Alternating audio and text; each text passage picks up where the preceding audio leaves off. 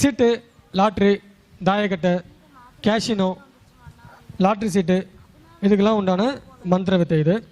இந்த மந்திரத்தை 308 முறையோ இல்லை 108 முறையோ ஜெபம் பண்ணீங்க அப்படின்னா சகுனி வந்து பயன்படுத்தின மந்திர வித்தை தாயக்கட்டையில்.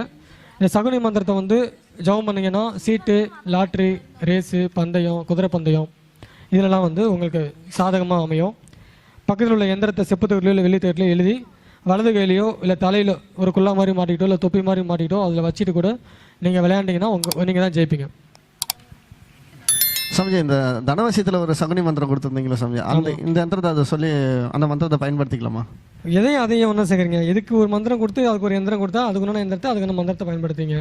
அந்த எந்திரத்தை இந்த சாமிஜி இது ரொம்ப பெருசாக இருக்குது. நீங்கள் சொன்னது ரொம்ப சொன்னீங்க. நான் பெரிய மந்திரத்தை படிப்பேன் இப்போ தானே சொன்னீங்க. இல்லை படிப்பேன் சாமிஜி. மற்ற ஸ்டூடெண்ட்ஸ்க்கெல்லாம் சொல்கிறேன். சில நேரத்தில் எனக்கே கூட சரி நம்ம இவ்வளோ சொல்கிறதுக்கு தத்த சகுனின்னு சொல்லி ஆரம்பிச்சிடலாம். ஒவ்வொரு மந்திரத்துக்குமே ஒரு சில சக்திகள் இருக்குது. நீங்கள் சொல்கிற மந்திரத்தை விட இந்த பவர்ஃபுல்லான மந்திரம் இதான் சாமிஜி. ஆமாம்.